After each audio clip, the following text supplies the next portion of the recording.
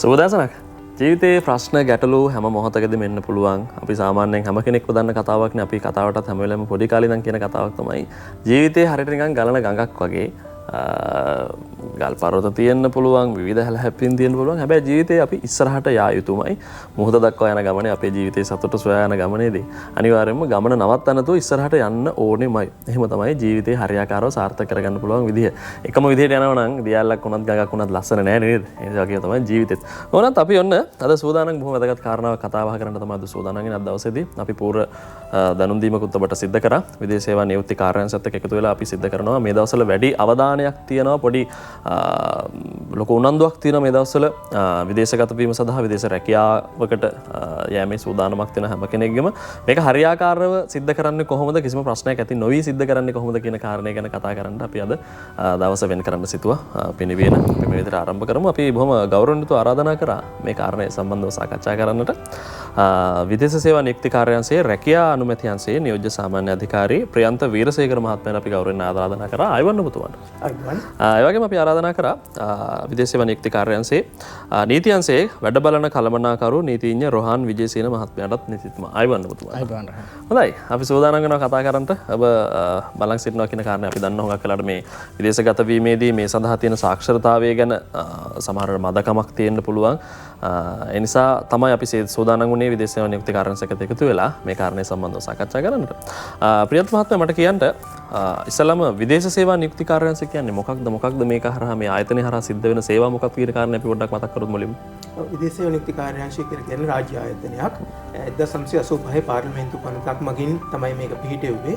ප්‍රධානම අරමුණ උනේ විදේශගත වන ශ්‍රී ලාංකිකයන්ගේ ආරක්ෂාව සහ සුබ සාධනය, ඒ වගේම මෙම අංශය පාලනය කිරීම, රෙගියුලේෂන් කියන එක සහ ප්‍රවර්ධන කටයුතු කියන්නේ විදේශ රැකියා අවස්ථාවන් ශ්‍රී ලාංකිකයන් සඳහා ප්‍රවර්ධනය කිරීම. මේ අදහසින් තමයි මේ කාර්යාංශය පිහිටෙව්වේ.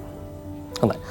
නීතිතුමනි මට කියන්න දැන් හුඟක් වෙලාවට අපි දකිනවා අද සමාජයේදී මේක කාලාන්තරයක් තිස්සේ පැවතුන කාරණයක් තමයි මේ විදේශ රැකියාවක් ලබා දෙනවා කියලා පවසමින් මුදල් ගරා ගන්න විදිහේ ජාවාරම් සහගතව සිද්ධ වෙන කාරණයක් අපි දකිනවා සාමාන්‍ය සමාජයේදී.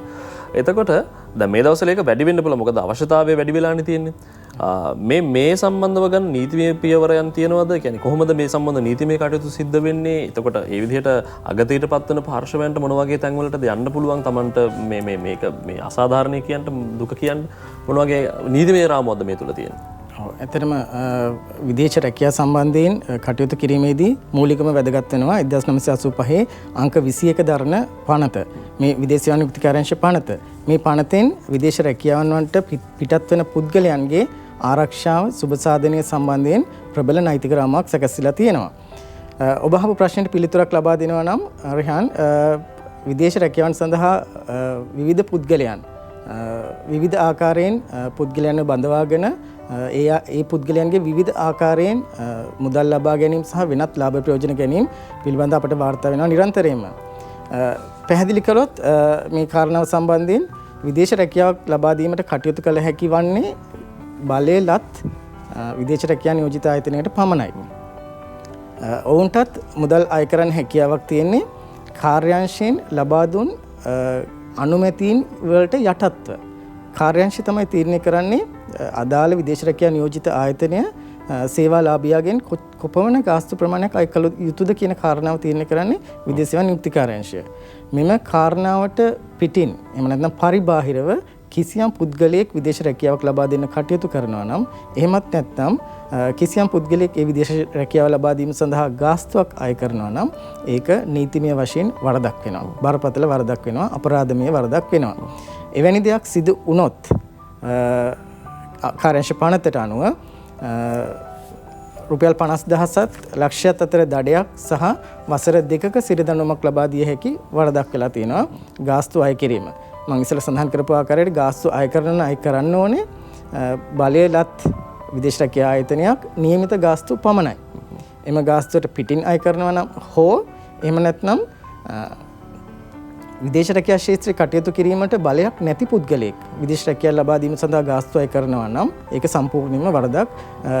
අපට ඒ අදාළ ලිපි ලේඛන කාර්යාංශයට ඉදිරිපත් කරනවා නම් ගාස්තු අය කිරීම සම්බන්ධයෙන් සහ විදේශ රැකියාව ලබා දීමට කටයුතු කිරීම සම්බන්ධයෙන් අදාළ පුද්ගලයා සම්බන්ධයෙන් තොරතුරු ඉදිරිපත් කරනවා නම් අපට හැකියාවක් තියෙන ඕන් වෙනුවෙන් නොමිලේ ඉදිරිපත් වෙලා අවශ්‍ය නීතිමය කටයුතු කරලා අය කරපු ගාස්තුව ආපසු ලබා දීමට කටයුතු කිරීම දක්වාම ඒ වගේම වරද කරපු පුද්ගලයාට නිසි දඬුවම ලබා දීමේ ක්‍රමවේදය දක්වාම නීතිය ක්‍රියාත්මක කිරීමට කාර්යාංශයට හැකියාවක් තියෙනවා.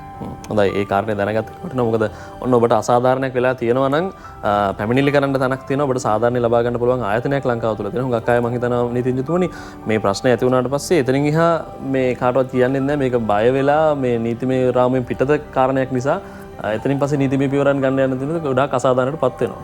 ඔව් අපිට අවස්ථා ගණනාවක් ඒ වගේ දකින්න හම්බ වෙලා තියෙනවා. සමහරවිට අපිට පැමිණිලි කරන පුද්ගලයන්ොත් විදේශ රැකියාව ලබා දෙනවා කියලා පොරොන්දු වූ පමණින්ම අදාළ ගාස්තු ගෙවලා. නමුත් කිසිම ආකාරයක ලියවිල්ලක් රිසිට් පතක් එහෙම නැත්නම් සමහර අවස්ථා තියෙනවා ඒ මුදල් ගෙවපු පුද්ගලයා කවුද කියන එක සම්බන්ධයෙන්වත් නිවැරදි අවබෝධයක් වැටහීමක් නැහැ. නමුත් අපි හොඳින් මතක තියාගත යුතුයි විදේශ රැකියාවට යන්නේ කිසියම් සිහිනයක් බලාපොරොත්තුවක් තියෙන පුද්ගලයෙක්. කිසියම් දැඩි අවශ්‍යතාවයක් තියෙන නිසා තමයි මව් රටින් පිටත් වෙලා වෙනත් දුර රටකට ගිහිල්ලා සේවාවක් කරන්න බලාපොරොත්තු වෙන්නේ. ඉතින් Tamanගේ බලාපොරොත්තුව සිහිනයක් බවටම පත් වෙනවා මෙවැනි වංචනික පුද්ගලයන්ගේ ගොදුරු බවට අහු වුණොත්. ඒ නිසා විදේශ රැකියාවට පිටත් වෙන පුද්ගලයාට අපේක්ෂිතයාට හැකියාවක් තියෙනවා Taman විදේශ රැකියාව සම්බන්ධයෙන් ගනුදෙනු කරන්නේ නිසි බලයලත් ආයතනයකින්ද කියන එක තහවුරු කරගන්න මුලින්ම වැදගත්ම කාරණාව. එහෙම වුණොත් ඒ වගේම Taman කිසියම් හෝ මුදලක් ලබා දෙනවා නම් ඒ සියලුම පුද්ගලයන් බැඳලා ඉන්නවා රිසිට් පතක් ලබා දෙන්න. ඒ රිසිට් පත Tamanගේ බාරයේ සුරක්ෂිතව තියාගෙන ඉන්නවා නම් අපිට හැකියාවක් තියෙන පහසුවෙන්ම නීතිමය කටයුතු කරලා ඊටාත්ම පහසු නෛතික කටයුත්තක් තියෙන්නේ වැඩිදුර ඔප්පු කිරීමේ බාරයක් අවශ්‍ය වෙන්නේ නැහැ. ඊටාත්ම පහසුවෙන් ඒ මුදල් ආපසු අය කරගෙන දීමට කටයුතු කිරීම අපට හැකියාවක් තියෙනවා. හොඳයි. ප්‍රියන්ත මහත්මයා මට කියන්න දැන් අපි මේ නීතිඥතුමත් එක්ක කතා කරනකොට කෙනෙක් හිතන්න පුළුවන් මේක මේ තරමටම වැදගත්ද ලියාපදිංචි වෙන කාරණය. විදේශ සේවා නියුක්ති කාර්යාංශය තුළ විදේශ රැකියාවකට යනකොට ලියාපදිංචි වෙන එක මේ තරමටම වැදගත්ද? මොකක්ද මේකෙන් ලැබෙන වාසි සහගත තත්ත්වයන්? මට මොනවද මේක හරහා ලැබෙන අවශ්‍යතාවයන්? ඇත්තටම ඇයි ලියාපදිංචි විය යුත්තේ කෙනෙක් විදේශ රැකියාවක් සඳහා යනකොට විදේශ සේවා නියුක්ති කාර්යාංශය ලියාපදිංචි යුත්තේ ඇයි? සහ ඒකෙන් ලැබෙන වාසි සහගත තත්ත්වයන් මොනවද කියන කාරණේ අපි කතා කරොත් එහෙම.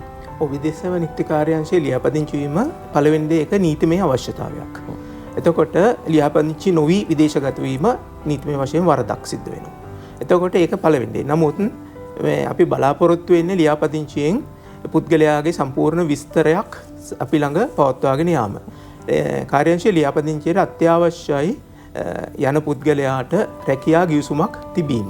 රැකියා ගිවිසුම් මාර්ගයෙන් තමයි ඔහුගේ රැකියාව තහවුරු වෙන්නේ. එතනින් ඔහුගේ වැටුප කුමක්ද, ඔහුට අතිකාල දීමනා තියෙනවද, ඔහුට වෙන පහසුකම් මොනවද, නේවාසික පහසුකම් නෙවෙයිද, කෑම ලබා දෙනවද, ඒ වගේ දේවල් ඔක්කොම ඇතුළත් වෙනවා. එතකොට කොන්ත්‍රාක්කුවේ ඒ ගිවිසුමේ වළංගු කාලය වසර 2ක් හෝ 3ක් ඒ වගේ කාලයක් සඳහා ඒක වළංගුයි. එම කාලය තුල එම පුද්ගලයාගේ රැකියාවේ සුරක්ෂිතභාවයට අවශ්‍ය වන ප්‍රධානම දේ තමයි මේ ගිවිසුම. එතකොට ලියාපදිංචියට අත්‍යවශ්‍ය වෙනවා ගිවිසුම. ඊට අමතරව ලියාපදිංචි වෙන පුද්ගලයෙකු ළඟ තියෙන්න ඕන රටට ඇතුල් වීමේ වීසා බලපත්‍රයක්, ගමන් බලපත්‍රයක්, ඒ වගේ සහ වෙනත් යම් යම් දේවල් එකේ රටවල් අනුව ඉල්ලන. සමහර රටවල් වල වෛද්‍ය වාර්තාවල් ඉල්ලනවා එක එක මට්ටම් වලින්, සමහර රැකියාවල් වලට පොලිස් වාර්තාවල් ඉල්ලනවා. ඒ වගේ දේවල් අවශ්‍ය වෙනවා. නමුත් අපි ලියාපදිංචියේදී වෛද්‍ය සහ පොලිස් වාර්තා අපි ඉල්ලන්නේ නැහැ. නමුත් ආනාපති කාර්යාල සහ එම රැකියාව සඳහා එම ආයතන මගින් එම ඉල්ලීම් කරනවා. ඒතොර රැකියාව සඳහා ලියාපදිංචි වීම තුලින් කාර්යාංශයේ ලියාපදිංචි වීම තුලින් ඒ ශ්‍රමිකයාට ගොඩාක් දේවල් ලැබෙනවා. ප්‍රධාන දේ තමයි එම ශ්‍රමිකයාට ලැබෙන නොමිලේ හිමිවන රක්ෂණාවරණය. ඊට අමතරව ඔහුගේ පවුලේ සමාජිකයන්ගේ සුබ සාධන කටයුතු, ළමයින්ගේ ශිෂ්‍යත්ව ලබා දීම, ඒ වගේම අපේ වෙනත් පොත්පත් වගේ පාසල් උපකරණ ලබා දීම, ඒ වගේම වෛද්‍ය කඳවුරු, ඒ වගේ දේවල් ටික හිමි වෙනවා. ඊට අමතරව තවත් විශේෂ දෙයක් තමයි අපි ශ්‍රමිකයා විදේශගත වෙලා ඉඳලා ආවට පස්සේ එයා නැවත සමාජගත කිරීමේදී එයා නැවත සමාජයට ඇතුල් වෙන්න ඕන. ඇතුල් වීමේදී එයා යම්කිසි එයා දැන් වෙනත් සමාජයකට ඉඳලා ආවේ. ඉතින් එයාට පොඩ්ඩක් ඒ සම්බන්ධයෙන් උදව් කිරීමක් අවශ්‍ය වෙනවා. ඒ වගේම එතනින් එහාට තවදුරටත් එයා විදේශ රැකියාවට යන්නේ නැත්නම් ඔහු සඳහා අපි ස්වයං රැකියා ලබා දීමේ ක්‍රමවේද තියෙනවා.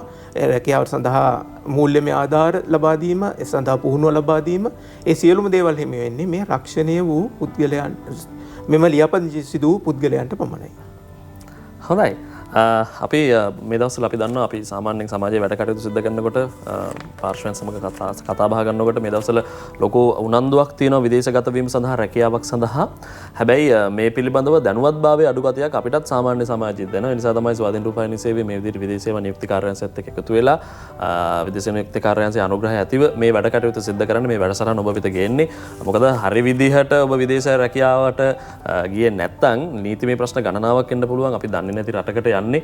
අපි දැනුවත් වෙලා ඉන්න පිරිස ඉන්නවා නීතිඥතුමනි ප්‍රියන්ත මහත්මයා විදේශගත වෙලා හරිම අසරණ භාවයට පත් වෙලා ඉන්නවා. සමහරට සිංගමන්න යදින තත්ත්වයට පත් වෙලා ඉන්නවා. හරි විදිහට නීතිමය වශයෙන් මේ කාරණා සිද්ධ කරගන්නේ නැති නිසා ඒ නිසා එහෙම ඔබට නොවෙන්න තමයි අපි මේ කාරණේ සිද්ධ කරන්න මේ වැඩසටහන ඔබට ගෙනෙන්නේ. හේතුව මේ දවස්වල වැඩි උනන්දුවක් විදේශ රැකියාවකට යාම සඳහා තිබෙන නිසා. හොඳයි අපි කතා කරමින් සිටින්නේ විදේශ සේවා නියුක්ති කාර්යාංශයේ රැකියා අනුමැති අංශයේ නියුත් සමාන්‍ය අධිකාරී ප්‍රියන්ත වීරසේකර මහත්මයා වගේම එම ආයතනයේම නීති අංශයේ වැඩ බලන කළමනාකරු නීතිඥ රෝහන් මහත්මයාත් එක්ක අපි තවදුරටත් සූදානම් ඔබ දැනුවත් කරන්න විදේශගත වීම හරි ආකාරව රැකියාවකට සිද්ධ කරන්නේ කොහොමද කියන කාරණේ පිළිබඳව කතා කරන්න අපි පුංචි විරාමයක් අරන් එමු.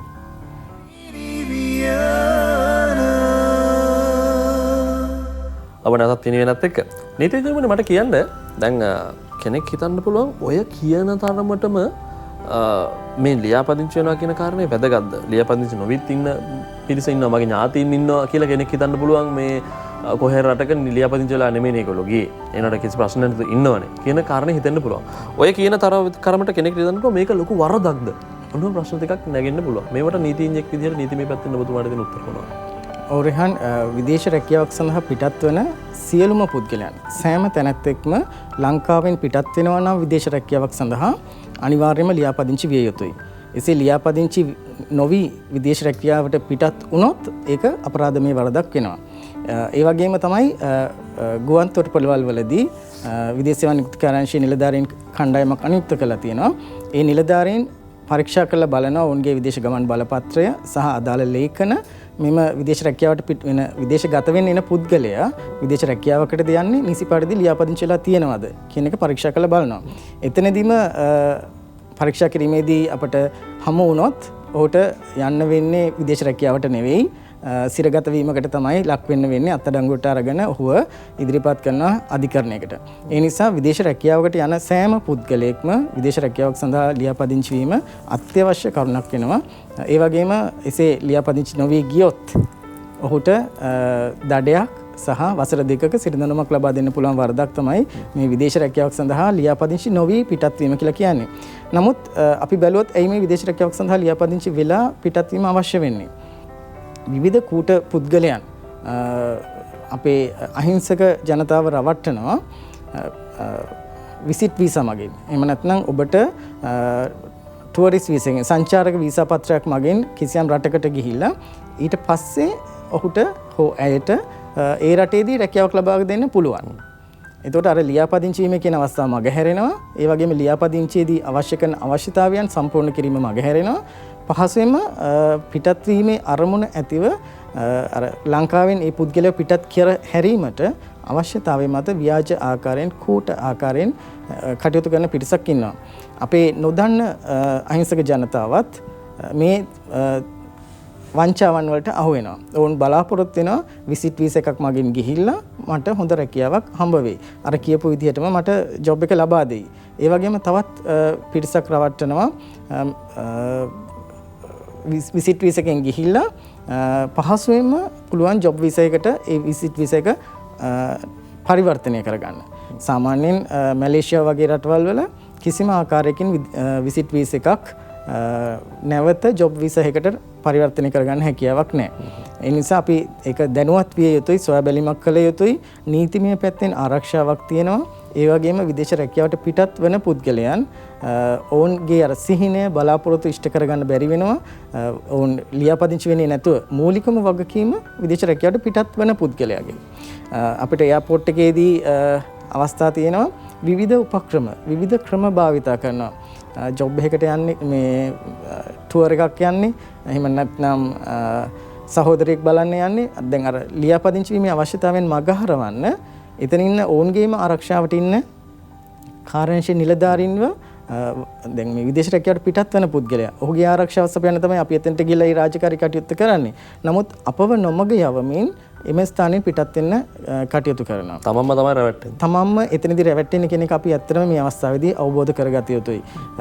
මේ සියලු දෙයක් කරන්නේ ලියාපදිංචි කරන්නේ එකක් රටක් විදිහට අපි දැනගන්න ඕනේ අපේ පුරවැසියන් කී දෙනෙක් කොයි රටක කොයි ආකාරයෙන්ද ඉන්නේ කොහෙද ඉන්නේ. කිසියම් ප්‍රශ්නයක් වුණත් අපි ඔවුන්ව ගෙන්න ගන්න හරි අපි ප්ලෑන් කරන්නේ කොහොමද? රටක් විදිහට අපිට ඒ දත්තයන් අවශ්‍ය වෙනවා. ඒ වගේම තමයි ඒ රටවල් සම්බන්ධයෙන් අපට කිසියම් අපේ ශ්‍රමිකයන්ගේ අයිතිවාසිකම් සම්බන්ධයෙන් කතා කරන්න ඒ තොරතුරු අපට අවශ්‍ය වෙනවා. ඒකත් එක්කම ඔවුන්ගේ ආරක්ෂාව සම්බන්ධයෙන් කටයුතු කිරීමටත් අපට විශාල වශයෙන් ඒ තොරතුරු අවශ්‍ය වෙනවා. මේ සියල්ලක්ම කරගන්න බැරි වෙනවා නීති විරෝධී ආකාරයෙන් ලියාපදිංචි නොවී විදේශ රැකියාවක් සඳහා කවුරු හරි පිටත් වෙලා යනවා නම්. ඒක හරියට නිකන් සූදුවක් වගේ කියන්නේ සංචාරක වීසා අරගෙන ගිහිල්ලා රැකියාවක් හම්බුනොත් හොඳයි. රැකියාවක් නැති වුණොත් වීසා ඉවරනාට පස්සේ ලොකු ප්‍රශ්නයක් ඇති වෙනවා නේද වෙලාවට. ඔව් එවැනි අවස්ථා ගොඩක් තියෙනවා. ඒ ප්‍රශ්නෙට පිළිතුර තමම දැන් යන්නේ විදේශ රැකියාවකට නැවත ඇවිල්ලා පැමිණිල්ලක් කරන්නත් තමන්ට හැකියාවක් නැහැ. මොකද තමන්මත් යම් ආකාරයක වැඩි කොටසකට වැඩකට සම්බන්ධ වෙලා තියෙනවා. නමුත් ඇත්තටම ඔහු සංචාරක වීසා පතක් මගින් ගියේ.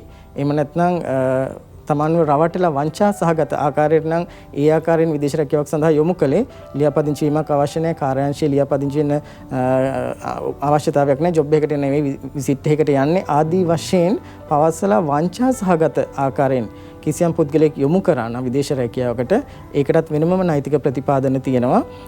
එවැනි පුද්ගලයන් වංචා සහගත ආකාරයෙන් කිසියම් පුද්ගලයෙක් විදේශ රැකියාවට යොමු කළොත් ඒ පුද්ගලයාට විරුද්ධව නීතිමය වශයෙන් කටයුතු කරන්න ප්‍රතිපාදන තියෙනවා. ඒ නිසා කිසියම් පුද්ගලයෙක් ඉන්නවා නම් මෙවැනි තත්වයකට ගොදුරු වෙලා ඕන්ට පුළුවන් අපත් සමග කතා කරන්න, අපව දැනුවත් කරන්න.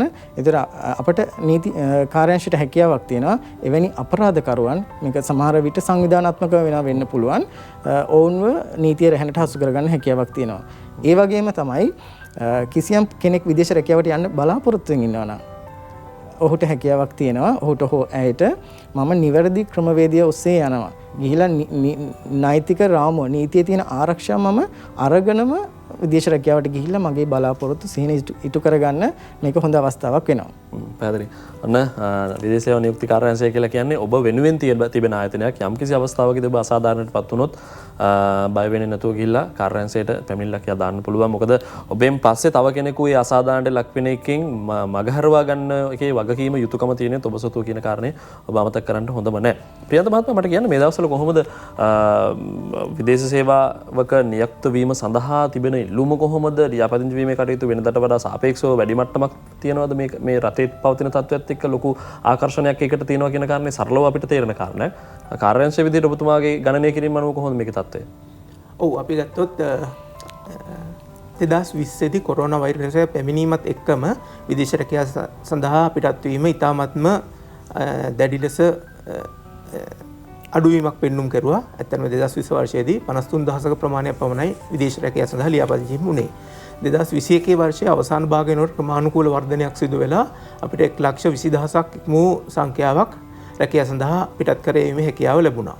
2022ට මෙම වර්ෂය සඳහා රජය විසින් අපිට කිසියම් ඉලක්කයක් ලබා දුන්නා 3,00,000ක් ශ්‍රී ලාංකිකයන් සඳහා රැකියාව සැපිය යුතුයි කියලා. ඇත්තටම ඒක ඉතාමත්ම විශාල දෙයක්. විශාල සංඛ්‍යාවක්. 3,00,000 ඉක්මවල තියෙන්නේ 2014 වර්ෂයේ පමණයි. ඒ කියන්නේ මෙතෙක්කල් වැඩිම සංඛ්‍යාවක් විදේශගත වුණේ 2014 වර්ෂයේ.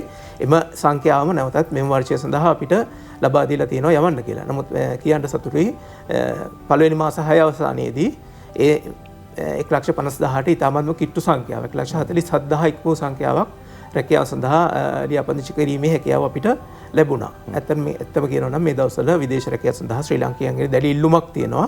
රටේ තිබෙන දුෂ්කරතා සහ තත්ත්වයන් හේතු කොටගෙන. ඒක අපි උපරිම වශයෙන් ශ්‍රී ලාංකිකයන් අමාරුවට වැටෙන්නේ නැති වෙන්න.